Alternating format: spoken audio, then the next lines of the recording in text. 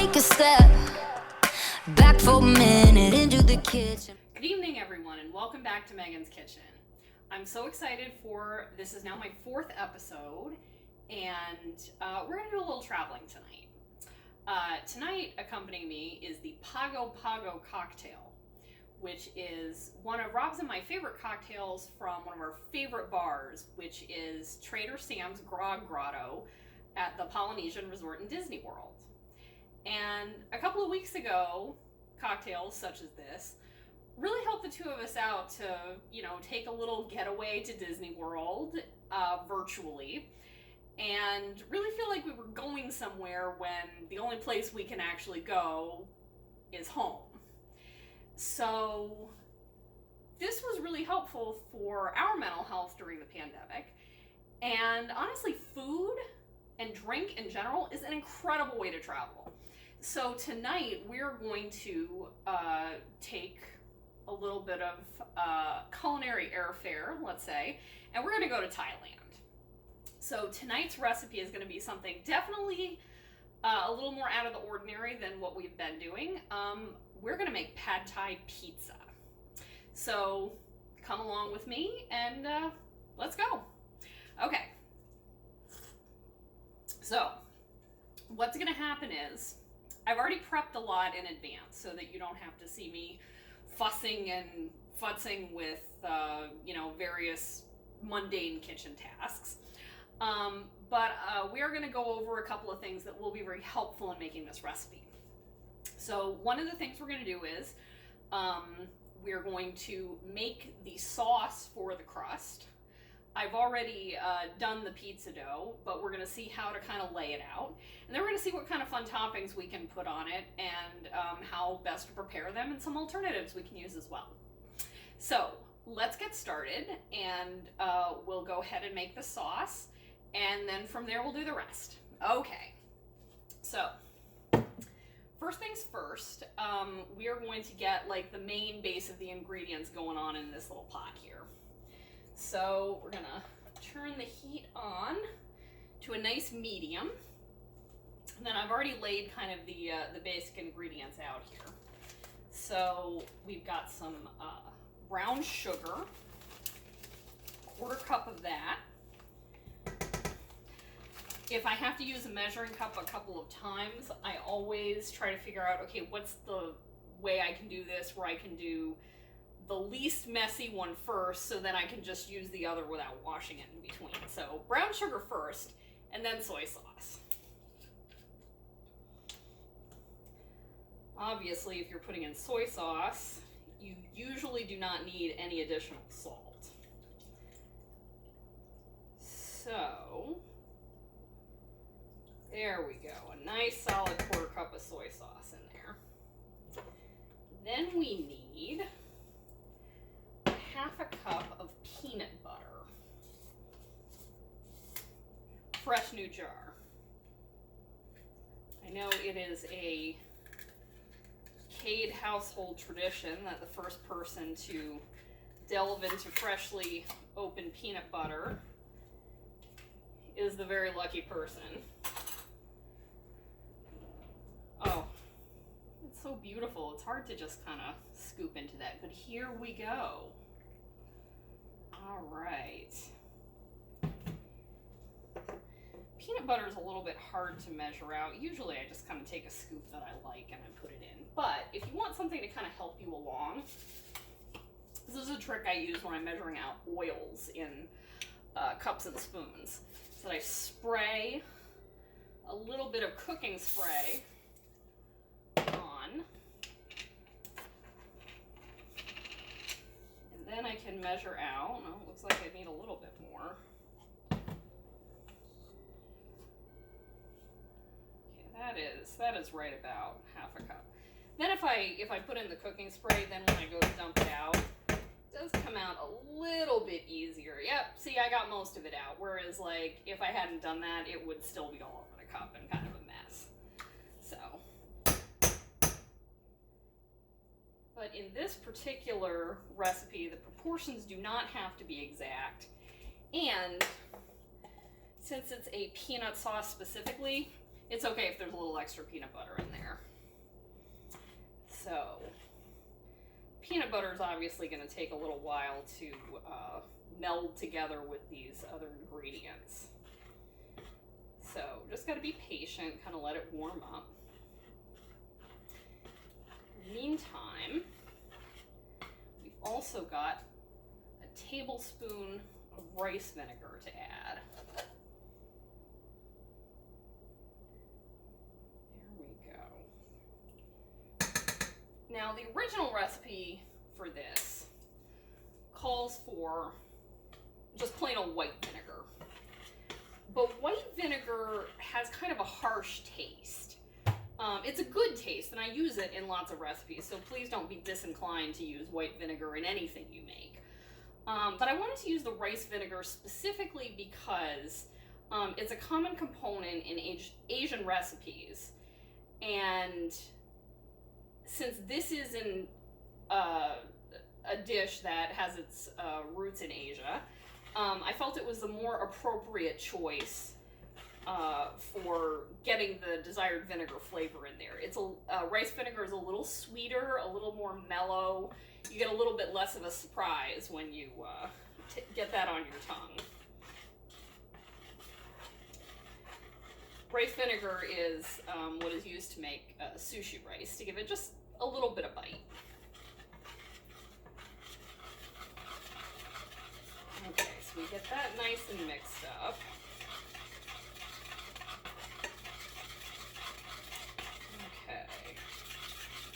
We don't need to whisk it, but we do need to keep it from burning on the bottom. And actually, I think I'm going to turn the heat down just a little bit.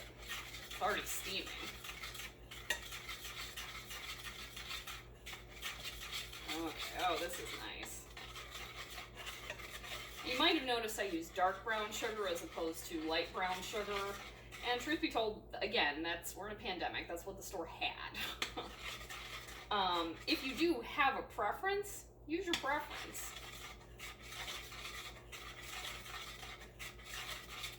Okay, there we go. That's nice. Oh, almost looks like chocolate pudding there. Okay. So this has turned into very nice liquid right now. But we also need a cup of water. We don't want it to be too concentrated. So we get everything going on in there.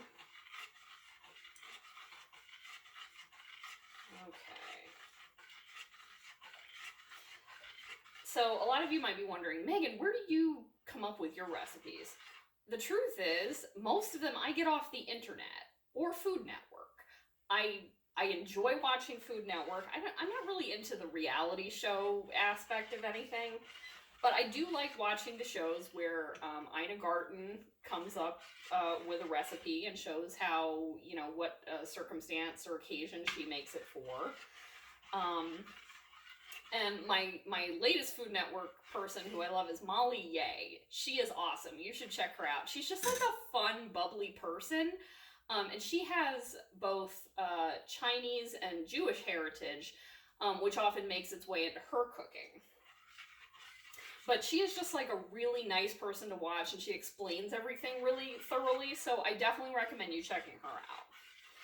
But basically, when I eat something in a restaurant, or even if I just think up something independently in my brain, I'm like, okay, well, surely I'm not the only person to come up with this concept. Someone else has probably done this already. So I go snooping around on the internet. And sure enough, someone else has. And that gives me kind of a guideline to work with in terms of, well, these are the proportions they use. These are the basic ingredients that they use. And it sort of gives me something to guide me. And I am, of course, free to interchange ingredients, to leave out ingredients altogether. But it's nice to have sort of a foundation that I can work with, so I'm not reinventing the wheel every time I'm making something. Okay, so this is all melded together nicely. And remember that tip we talked about last time with cold water and cornstarch? Well, now we are going to make use of it. So I am going to get a half a cup. I can use my peanut butter thing. All right, half a cup of cold water.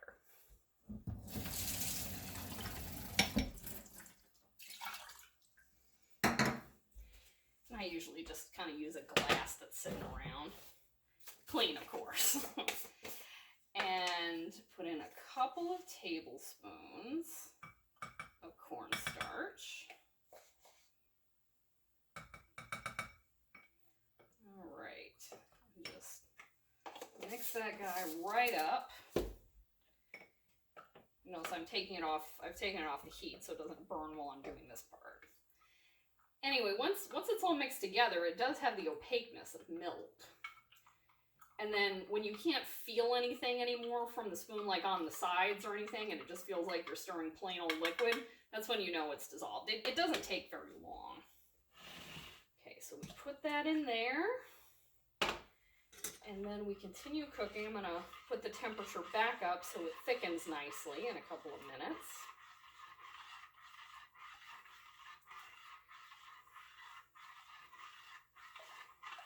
So yeah, the internet and Food Network are my primary influences in where to get ideas, and also eating at restaurants. Like if I order something at a restaurant, I'm like, oh, this is delicious.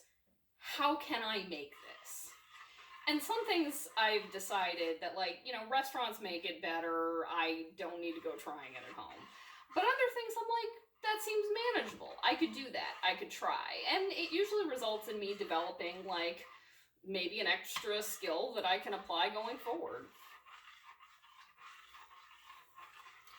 So that's the nice part about being adventurous with travel, is I kind of consider it continuing education to be adventurous in eating and cooking. All right. Oh yeah, this is thickening up. It's thickening up nicely, but it's not sticking to the spoon yet. I want it to be to the point where it's sticking to the spoon.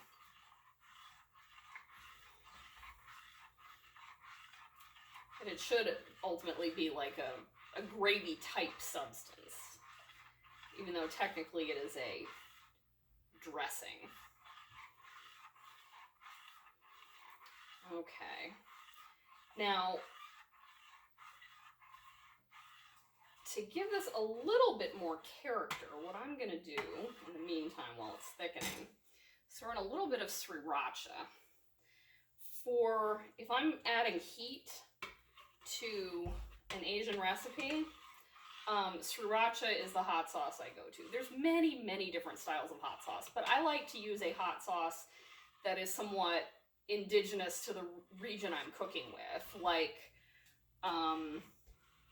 for example, there's Frank's Red Hot, and there's Tabasco sauce, and then you've got sauce with, you know, Mexican chili peppers. I'm going to try to apply a hot sauce that is appropriate to the region, so then everything kind of tastes consistent. Otherwise, I feel like it's fusion food. Okay. All right, we're doing a little better. And if you're not really into hot and spicy, then just leave out the sriracha. That's fine. But like I said, it does give it an extra dimension of flavor. Don't add too much. For this particular recipe, I'd maybe start with like a quarter of a teaspoon, maybe, especially if you're really wary of spice, and then work it up from there. Okay. Oh, this is doing much better. And I'll warn you, once you add the cornstarch, it kind of thickens up sort of all of a sudden. Like, you can feel the point where it's like decided that it's like, oh, I found my destiny. This is the thickness at which I have to exist. So there we go. Yeah. Oh, you can see how it's stuck right on the spoon, and it basically looks like, I can get a little closer, like peanut butter pudding. It's bubbling a little bit. Okay, this is nice. Okay, so now we're gonna put this to the side. I've got a little cooling rack set up, because I mean, if you're gonna cool something, always try to elevate it off of a surface. that's why cooling racks exist. And I love doing that for like soups and stews and like anything you put in a pot is to put it on a cooling rack. Because otherwise the heat can't escape through the bottom, which is the hottest part of it, because that's what was on the burner. So always, if you're going to cool something down that you've cooked on the stove, put it on a cooling rack. Okay, now we're going to, now that we've formed the sauce, well, we'll take a brief intermission. Don't want my drink to dilute after all.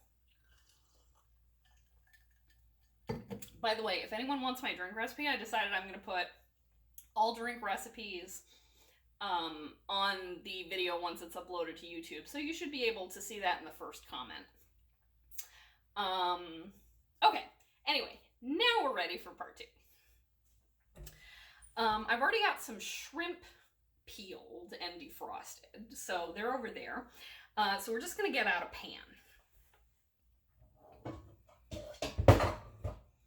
We don't need a big pan because it's not a ton of shrimp.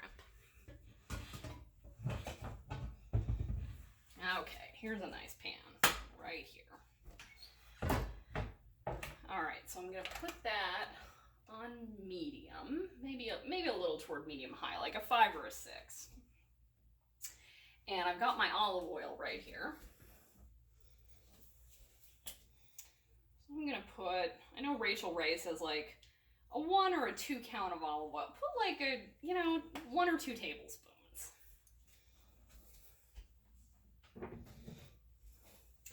Okay, now we're going to let that heat up. And in the meantime, while we let that heat up, I'm going to show you what to do with the shrimp.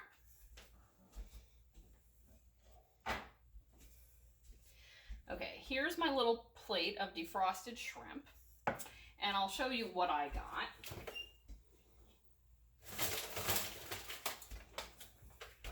I got these store brand extra large shrimp. And I like the extra large shrimp because it's less to peel, it's less work, and these are easy peel for easiness. I don't need to do everything the hard way. The proper way to defrost shrimp, once you take them out of the bag, and now I get the store brand usually because that's just a convenient way to buy shrimp. I do have a fish guy, but he's 4 or 5 towns away. And unfortunately, someone at the fishmonger had been diagnosed with COVID-19. So I have not been there since the quarantine started. So this is a perfectly acceptable shrimp source.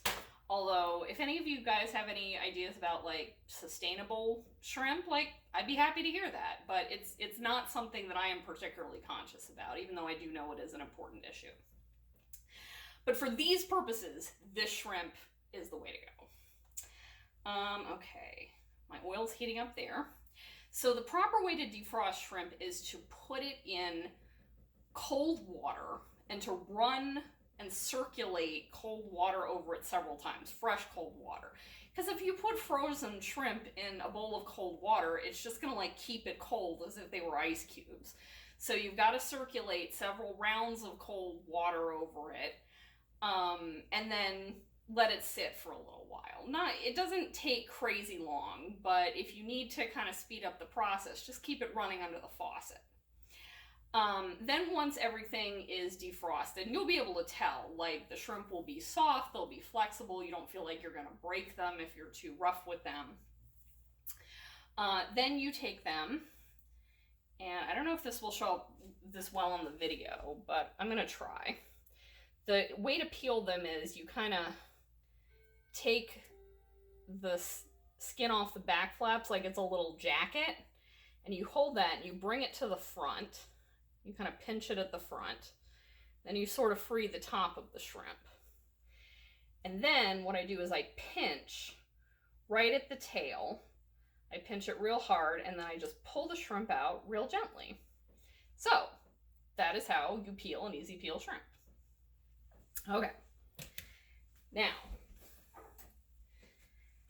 the shrimp, once I've got them all peeled, for this purpose, since they're going on a pizza, I don't need them to be looking like, proper shrimp, like they're fresh off the boat. So I've got each shrimp cut up into about 4 pieces. Okay, my oil's pretty hot now. Alright.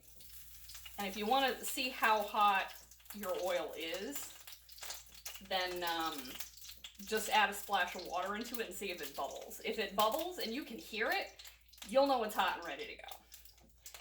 So I'm going to be real careful with the splattery oil. Don't have your face over it when you're putting the shrimp in. Okay, the shrimp doesn't take that long to cook. So what we want to do right away is I'm going to put a little bit of kosher salt on top. Not a lot, but just enough. I'm going to put a little bit of fresh ground pepper on the top. That's really all you need unless you're doing specifically like a garlicky shrimp. Now, because this is pad thai pizza, I wanted to figure out how to add a lot of the most popular flavors of pad thai, the ones that you would normally find in pad thai at any given restaurant. Well, lime is one of those flavors. There's usually a slice of fresh lime on your plate that really brightens up the dish. So I've got a half a lime left over. The first half went into my drink. So we're going to juice the other half.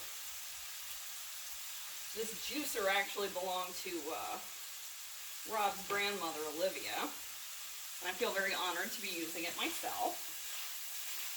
And I'm going to pour some lime juice over the shrimp.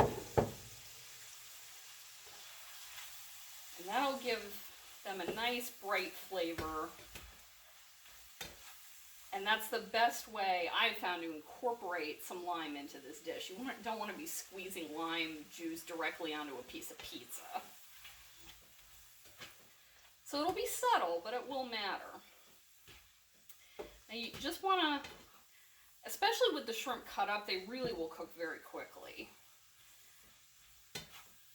So the point at which they're done is the point where they don't look translucent anymore, that they look like they're a solid, healthy pink color. And we are almost there.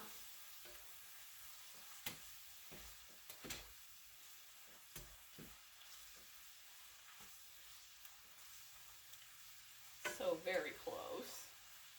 Tails are always going to get pink fastest because they're the thinnest part of the meat.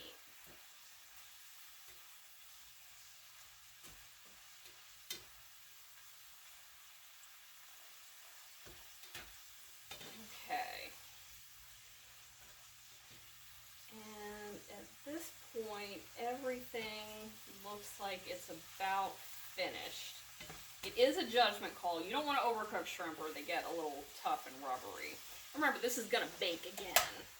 So, and it's going to still cook a little bit in the hot pan. So we're going to take it off the hot pan for now, or off the hot burner. Okay. Yes, I feel very good about where these are.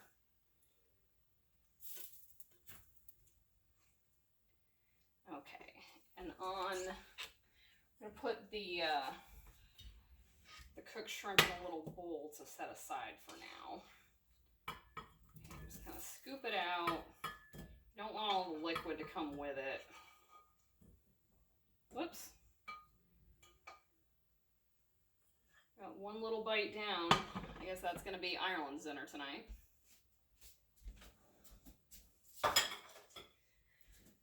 Okay, the shrimp are all cooked. So now is the part where we have to put out the pizza dough.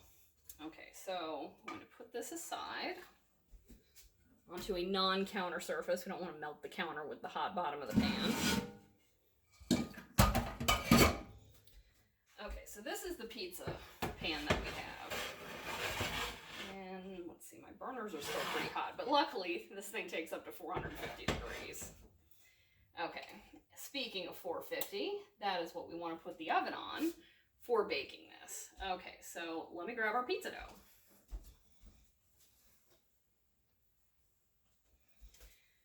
Okay, so I know all of you are wondering, Megan, I cannot find yeast in the store. Why are you making pizza? Let me tell you why. So the dough that we're going to be using tonight is not made with yeast, it's made with beer. In a yeast shortage, beer is always available for drinking purposes. And it's so helpful for cooking purposes. I actually found a couple of packets of yeast when I was cleaning out my cabinet this week. I'm saving them. I don't know what I'm saving them for, but I'm saving them for something where I really need yeast and beer won't adequately sub in. But I know that most of you out there are probably having difficulty finding yeast, or your sourdough starter hasn't matured yet. I'm not doing that. I got 2 house plants, a dog, and a husband to feed. I don't need to be messing around with sourdough starters. If that's your bag, that's awesome. But it's not mine. So I'm gonna sub in beer and I'm gonna make pizza dough with that. So this particular pizza dough is 3 cups of flour, a tablespoon of baking powder. Do not mix up baking powder and baking soda. They are different. So this is baking powder. Half a teaspoon of salt. I don't use kosher salt for this. I use the Morton salt because it's a finer grain, so it's going to mix in and have a more even distribution. It's got, let's see, flour, the baking powder, the salt, and 12 ounces of beer. Now the beer I used, can you use any old beer? Yes. I did not. I actually used beer that Rob made, which is awesome. It's his St. Stephen's beer. And it's basically a plain brown ale. And I don't like hops personally, so I wanted to use a not hoppy beer. And like hops are the thing that provide that, some people describe it as a flowery taste. It's just a bitter taste. And to me, it's not even like a good bitter taste. I hate hops. IPAs are not for me. Double IPAs are really not for me. It's not my thing. The trauma stems from when I was on a brewery tour in Florida and I ate a whole hop. I couldn't get the taste out of my mouth for like 2 days. Was that an intelligent decision? Yes and no. Because number one, you really shouldn't do that. But number two, now I can identify that flavor in beer that I don't like and what it is. So I like malty beers. So Rob's plain brown ale is perfect because it's a nice malty beer. It doesn't have this hoppy, bitter, gross aftertaste. And also, it's not going to distract from the crust, which should be like a foundation for other flavors. Can the crust have its own character? Absolutely. I actually threw in a 3/4 teaspoon of garlic powder into mine to give it, just a little something to zip it up. But I didn't want something that had like a really deep, complex character of its own because I want the complexity of the toppings to shine. So I have my dough here.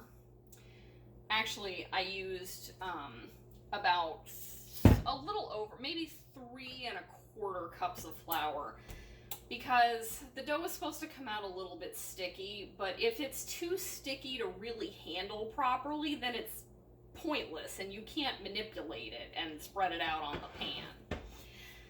So 3¼ cups was right for me to get it so it didn't come out with like half of it on my hands. Okay, now I'm going to show you one of the really awesome kitchen tools that I love. Okay, I'm going to get out a bowl. Here we go.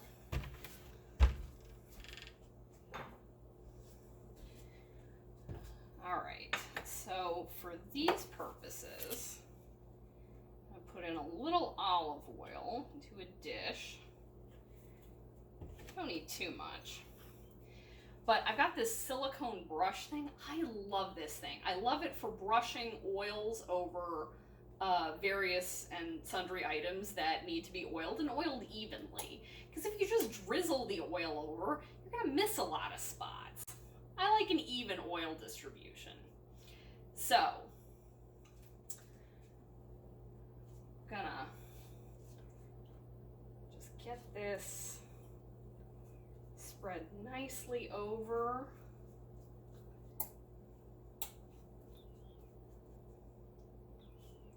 The dough, and flip it over. And actually, wait on that. Putting the oil on the bottom of the dough really helps me to spread it over the pan quickly and efficiently.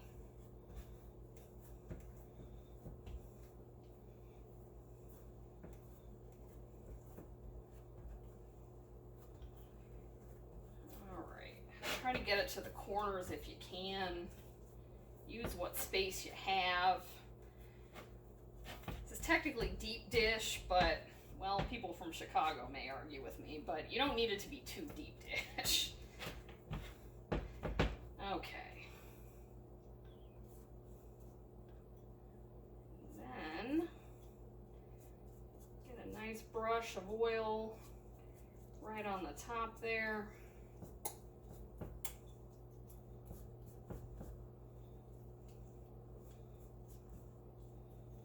All right, perfect.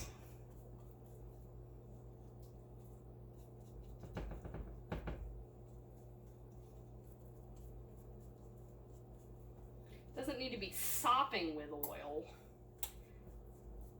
but just a nice light coating. Perfect. All right. So now what we're going to do, now that the pizza crust is all spread out on the pan, doesn't have to look perfect. Remember, I don't strive for beautiful.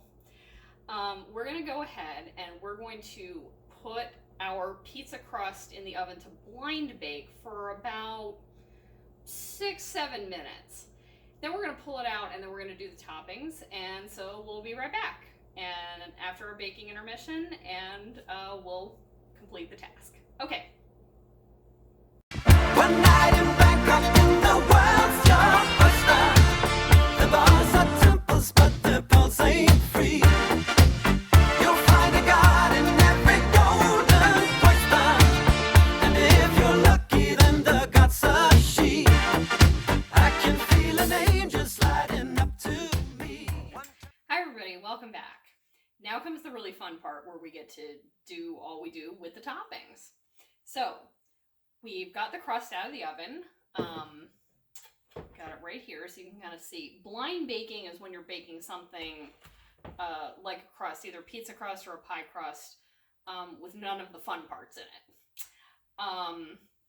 So it's just to get everything kind of baked up, because maybe once you put the toppings on or the filling in, it would be too raw if you didn't bake it first. Not every crust needs this, but for the pizza crust, I like to do a blind bake. So we baked it for about 8 minutes, and we're ready. We're gonna get the sauce on. It's nice and cool, and we don't need a fancy instrument to spread this on. Just the spoon that we mixed it with is good. And I'd say I might put like maybe 1/2 to 3/4 of the sauce on. It depends on how much peanut flavor you want in. In pad thai, peanuts are a garnish, so you don't necessarily want an overwhelming peanut flavor, but if you really like the peanut flavor, then put more on. Not everything has to be in the exact proportions that it is in the original dish or the inspiring dish, and it is always most important to apply ingredients to the taste of the person who's going to eat it. Duh. Okay, so now we've got the peanut sauce on. Now you may be thinking, oh, now comes the cheese. Actually, I like to put the cheese on last. I personally, when I get out pizza at a restaurant, but when I'm making my pizza, I like to put the cheese on last, because the cheese then has the direct melting in the oven. It's the thing that's then most exposed to the heat, because everything else is, it doesn't have to be exposed to that really high heat to experience a change. And then the other ingredients are also protected by the cheese. And then when you go to eat it, every bite is a surprise, because you don't necessarily know what other ingredients you're going to be eating in that bite. If you prefer to know and have that control, then put the cheese on now. But I like to put my cheese on last. So, what I'm gonna put on next is the shrimp. Got our nice batch of cooked shrimp. And so we're gonna just distribute that evenly on the crust. Okay. And there we go. And then we're gonna put on some peppers. Now, I like to get those packets of peppers from the store that it's like you get a red one, an orange one, and a yellow one. It's a really efficient way to buy peppers without having to like sort through a pile. Basically any kind of pepper except green. Like, I think green peppers are okay, but if I'm making it myself, like, I think green peppers are a little too bitter. I like the orange or the yellow or the red because they're a little bit sweeter, a little bit more mild. So I'm gonna put this on the pizza where the shrimp are not. Try not to pile ingredients on top of each other because you want each to shine in its own right. And you don't want anything to not be exposed to the heat.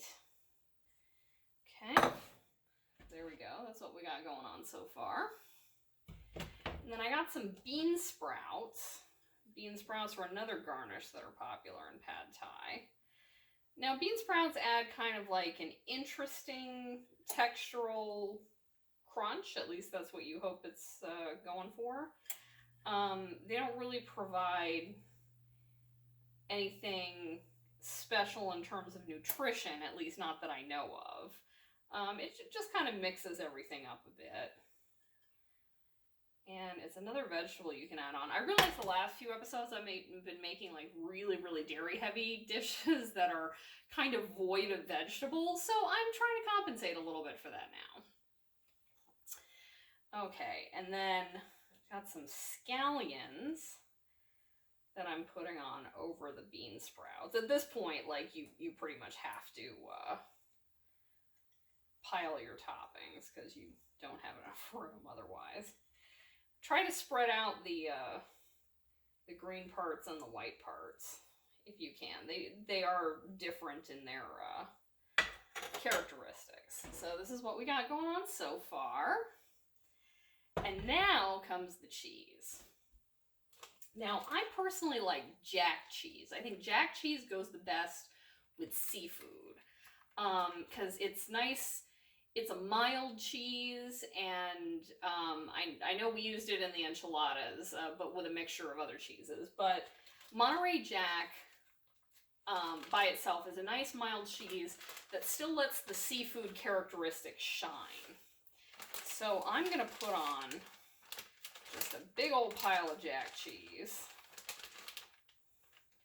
I know we're adding more vegetables this time, but remember, add cheese until you're happy. Okay, we're going to put that over the top.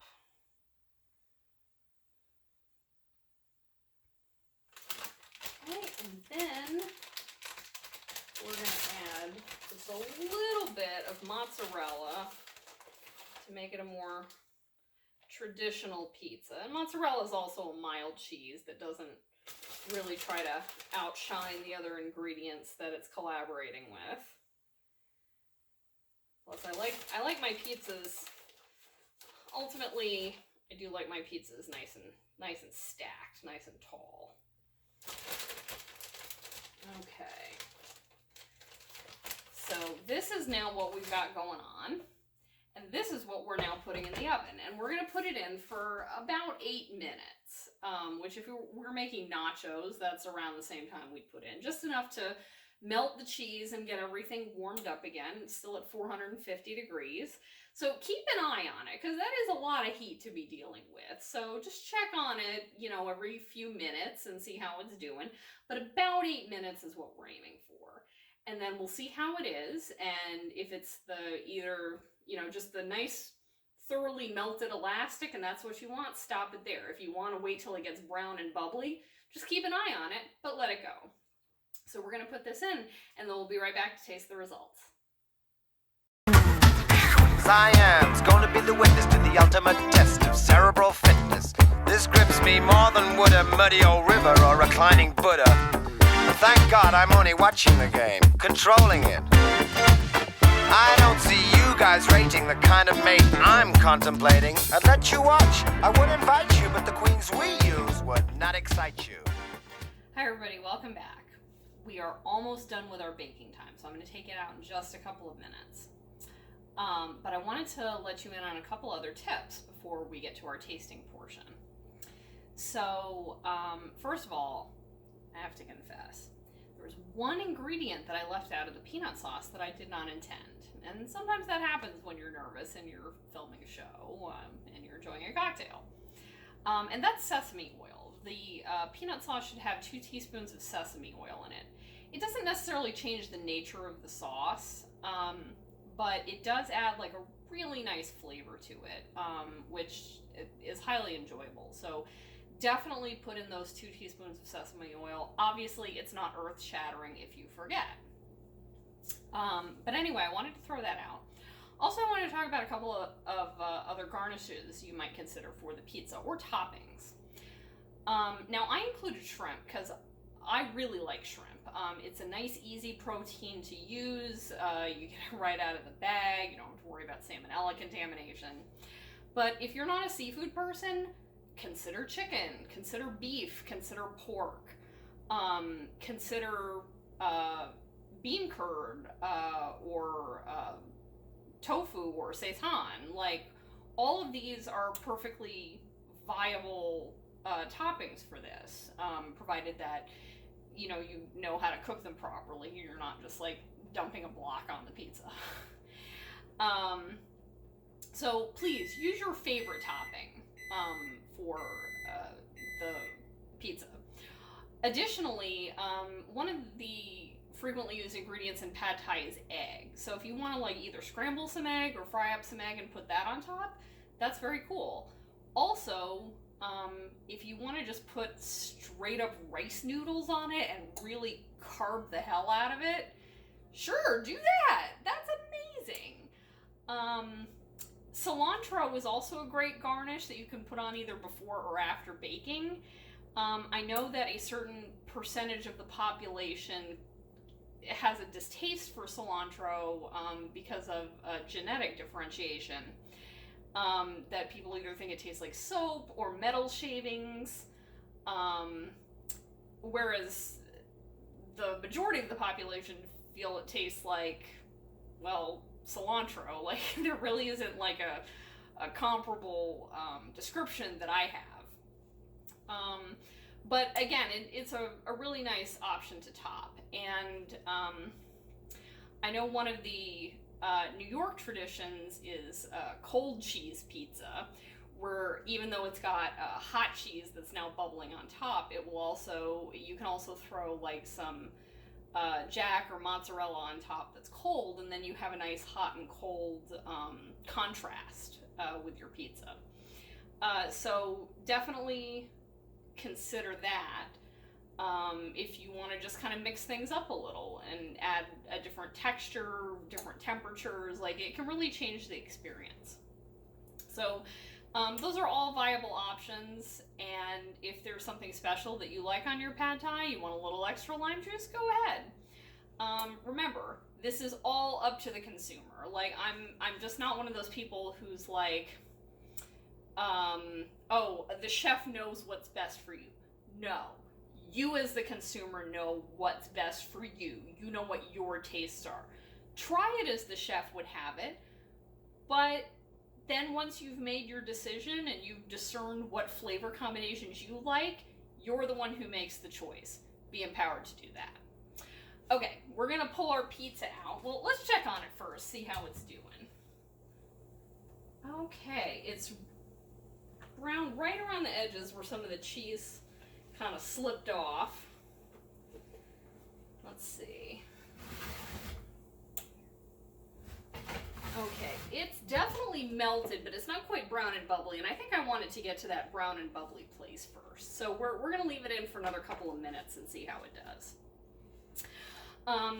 You'll note that I do have some peanut dressing left over. I didn't put every last speck of it on the pizza crust. So if you wish to use it as a dipping sauce, like some people would use ranch or blue cheese, that is another perfectly good option. I just think that taking a food and doing something a little bit different with it, using that food as an inspiration, is such a cool idea to do. Sometimes it's deconstructing it, sometimes it's like, you know, putting it over a different carb, sometimes it's including a different protein. I just think it's really fun, and it's cool to sort of like take something and then rearrange it in your brain and come out with something a little bit different. And that's just the way we can use our creative processes right now. Like I said, when we can't go anywhere, let's like experience the creativity in our own homes and our own kitchens. So I hope you'll kind of take me up on that and, you know, travel the world and see what you can see.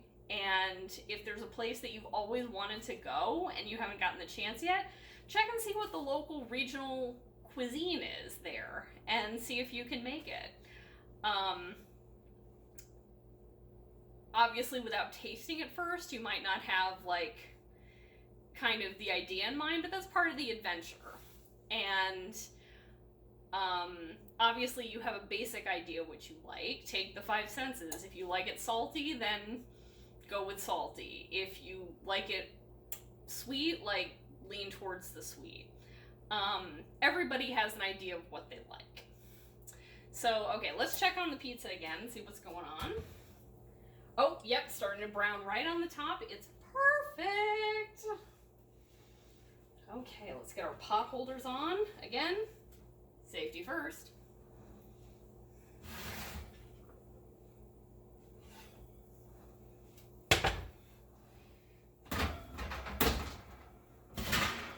This is a 450 degree oven, so careful of that wave of heat coming out. And also, this silicone pot holder that I got for like $1 at the Christmas store has been worth its weight in everything. This lobster claw pot holder is fun, and it does the job, but it's definitely not as heavy duty. Why don't you have a pair of lobster claws? Ireland ate the other one. Just figured some of you might be asking. Okay, turn off the oven, and oh, this is beautiful. Okay, I've got to show you, like, put my pot holders back on just so I can hold this up. Oh, look how that is. See how it's brown right in the top. You can hear it sizzling. It's beautiful. All right.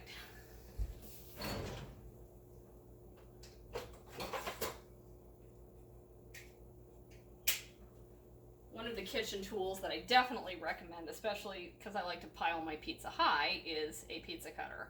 I also like when you pull the plastic off, it makes this shing noise like I'm unsheathing a sword, and that makes it way more fun. Okay, so let me grab a little plate.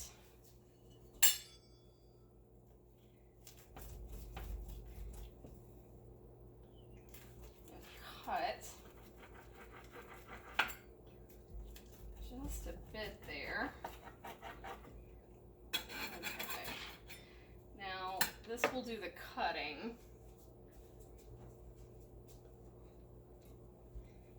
But for the actual getting off the pan, a spatula does work best. This type of pan I got from Pampered Chef like forever ago, and I pretty much only use it for pizza.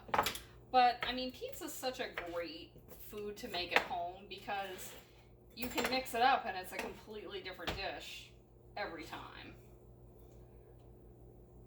One of the ones I've been making lately, or that I was making specifically on Fridays during Lent, was banana peppers, red onions, marinara sauce, and Kalamata olives, and oh, so good. And I'm not like a huge spicy person. Rob is definitely more into spice than I am, but that was a really good dish. It was satisfying, it had just enough character, and is entirely different from this.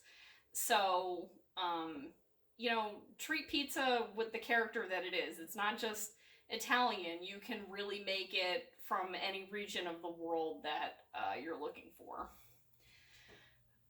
I will admit, one time I tried to make Cuban sandwich pizza, that did not go over well. But I used mustard, and when you have a husband who doesn't like mustard, maybe it wasn't the best choice. But be creative. Sometimes you're gonna fail.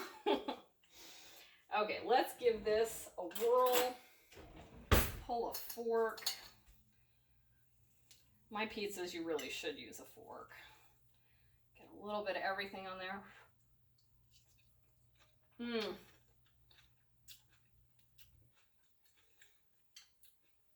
The peanut is really clear but not overwhelming.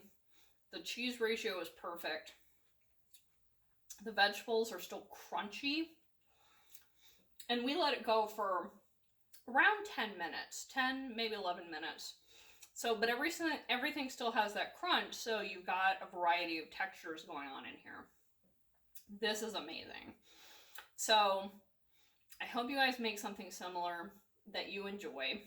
Use something that inspires you from a place that you'll go, you've been, and, you know, have your adventure.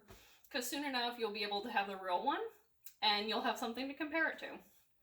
So, don't frost the Wi-Fi, and we'll see you next time on Meghan's Kitchen.